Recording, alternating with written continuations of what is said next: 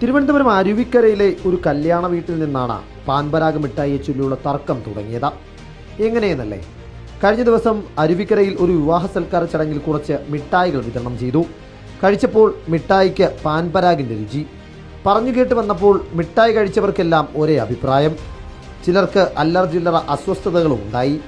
മിഠായിയുടെ പേര് നോക്കിയപ്പോൾ മിൻഡോ പാൻ. പിന്നാലെ ഈ മിഠായി അരുവിക്കര മേഖലയിൽ വ്യാപകമായി വിൽക്കുന്നുണ്ട് എന്നും സ്കൂൾ കുട്ടികളടക്കം ഇത് കഴിക്കുന്നുണ്ട് എന്നുമുള്ള പ്രചരണം ശക്തമായി. ഒട്ടും വൈകിയില്ല. ഫുഡ് ആൻഡ് സേഫ്റ്റിയും എക്സൈസും ആരോഗ്യ വിഭാഗവും മിന്നൽ പരിശോധനയ്ക്കിറങ്ങി. അരുവിക്കര സ്കൂൾ പരിസരത്തും മുള്ളിലവൻമൂട് ജംഗ്ഷനിലും പരിശോധന തകൃതിയായി നടന്നു. പക്ഷേ മിൻഡോ പാൻ മാത്രം കിട്ടിയില്ല.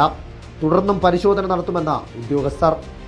പാൻപരാഗിന്റെ ഫ്ലേവറിലുള്ള മിഠായികൾ വ്യാപകമായി അരുവിക്കരയിൽ വിൽപ്പന നടത്തുന്നു എന്ന പരാതിയുടെ അടിസ്ഥാനത്തിൽ പരാതിക്കാരനെ ബന്ധപ്പെട്ടതിൽ നിന്ന് ശരിയായ കടയുടെ വിവരം ലഭ്യമായിട്ടില്ല.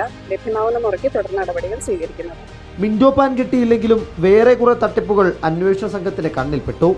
പല കടകളിലും ലേബലില്ലാത്തതും കാലാവധി കഴിഞ്ഞതുമായ മിഠായികൾ യഥേഷ്ടം വിൽക്കുന്നു. ഇനി മേലാൽ ഇമാതിരി പരിപാടി കാണിക്കരുത് എന്ന താക്കീത് കൂടി നൽകിയിട്ടാണ് സംഘം മടങ്ങിയത്. റിപ്പോർട്ടർ, തിരുവനന്തപുരം.